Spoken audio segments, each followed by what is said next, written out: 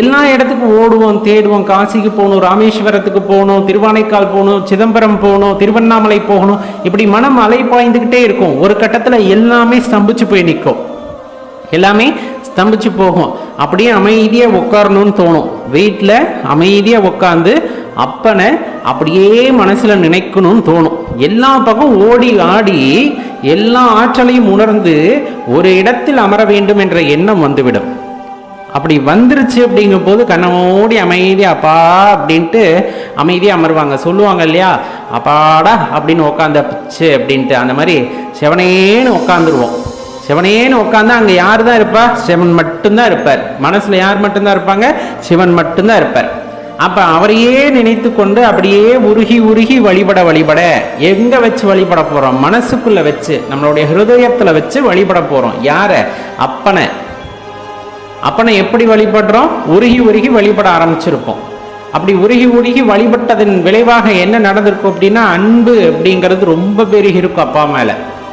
அப்பான்னு கூப்பிட்றதா, இறைவான் கூப்பிட்றதா, குருவேன் கூப்பிட்றதா, ஏன்னா எல்லாமுமாகவும் இருக்கின்றார் சிவபெருமான்.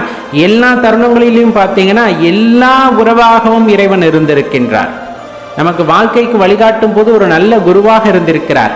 வாழ்க்கையில திக்கு தெரியாம, அடியேன்னு சொல்வதை நீங்க உணர்ந்திருக்கீங்களான்னு தெரியல, அவ்வளவுதான் உலகத்தோட இறுதி நிலை, அதுதான் கடைசி அப்படிங்கிற மாதிரி போய் நின்றுட்டேன்.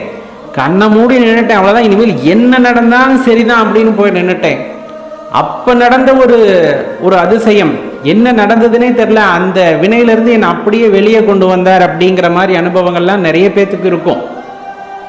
இதுக்கு மேல என்னால வாழவே முடியாது அப்படிங்கிற கஷ்டத்தெல்லாம் வந்துருச்சு. அந்த கஷ்டத்துல ஒண்ணுமே இல்லாம அப்பனை பத்தி கூட நினைக்கல, நான் வெறுமனை போய் நின்னேன். அப்ப யாரோ என்னை கையை பிடிச்சி கூட்டிட்டு வந்த மாதிரி இருந்தது. அதுக்கப்புறம் பார்த்தா என் வாழ்க்கையே தலைகீழா மாறுச்சு அப்படிங்கிற அந்த உணர்வெல்லாம் இருந்திருக்கும். அந்த வெறுமனை நின்ன அப்படிங்கிறது அந்த சிவத்தை குறிப்பது.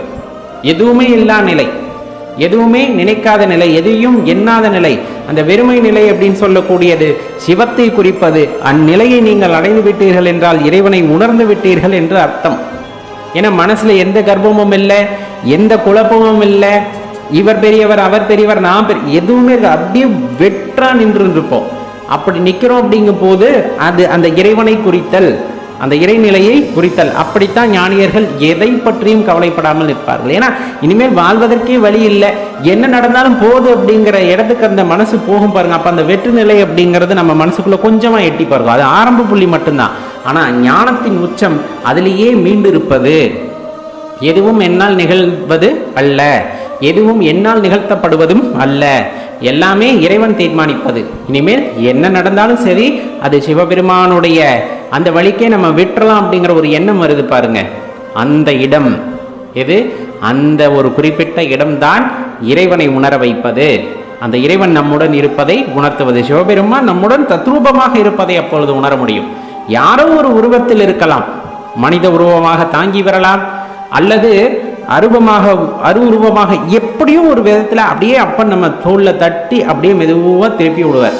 நம்ம போய் இறுதி நிலை நிக்கிறோம், இங்கிட்டு திரும்பி நின்னுப்பாரு, இது இறுதி நிலை இல்லை, இனிமேல் தான் உன் வாழ்க்கையோட ஆரம்பமே அப்படின்னு அப்படியே மெதுவா திருப்பி விடுவார். அந்த உணர்வெல்லாம் சொல்வதற்கு வார்த்தைகள் பத்தாது. அதை நிறைய அடியார் பெருமக்கள் உணர்ந்திருப்பார்கள். ஏன்னா அப்பன் கருணை உருவமானவர், அப்பன் அன்பு உருவமானவர். சிவபெருமானை போல அன்புருவமான தெய்வத்தை நம்மால் காண முடியுமா அப்படின்னா கண்டிப்பா முடியாது, கண்டிப்பா முடியாது. அந்த சிவபெருமான் என்கின்ற அந்த வார்த்தை அல்லது அந்த மந்திரம், அது யாராலும் விளக்க முடியாத ஒரு அற்புதம். அந்த அற்புதத்தை அனுபவிப்பவர்களால் மட்டும்தான் உணர்ந்து கொள்ள முடியுமே தவிர வெறுமனே அதை பற்றி பேசிக்கொண்டிருப்பதாலோ அவரை பற்றி புகழாமல் இருப்பதாலோ அதை உணர முடியாது. புகழ வேண்டும் என்றால் உணர்ந்து புகழ வேண்டும், ஏனோ தானோ இல்லை, அவரை உணர்ந்து வெளிப்படுகின்ற வார்த்தை புகழ்தலாக இருக்கும். அது அன்பு மிகுதியின் காரணமாக ஏற்படுதல் அப்படிங்கிறதையும் நம்ம தெளிவா மனசுல தெரிஞ்சுக்கணும். அப்ப எல்லாத்தையும் கடந்து நிற்பவன் அப்படின்னு சொல்லுவாங்க. எல்லாத்தையும் கடந்து நிற்பவன், தன்னை மறைத்து நிற்பவன், தன்னை வெளிக்காட்டி கொள்ள மாட்டான் இறைவன். இறைவன் எந்த இடத்திலும் நான் தான் அப்படிங்கிற மாதிரி வெளிக்காட்டி கொள்ள மாட்டான். நாம் தான் உணர வேண்டும், இறைவன் மிக பெரியவர் என்பதை நாம் தான் உணர வேண்டும். எந்த ஒரு காலத்திலும் நம்மால் செய்ய முடியாத சில விஷயங்களையும் யார் செய்கிறார் என்றால் இறைவன் செய்கின்றார். இயற்கையை எடுத்துக்கொள்ளுங்கள், எத்தனை விதமான மாற்றங்களை ஏற்றுக்கொள்கிறது. அதற்கெல்லாம் அடிப்படை காரணம் யார்? முதல் மனிதன் எப்படி தோன்றினான்? முதல் உயிரினம் எப்படி தோன்றியது? இந்த மாதிரி முதல் என்று சொல்லக்கூடியவையெல்லாம் எப்படி தோன்றின?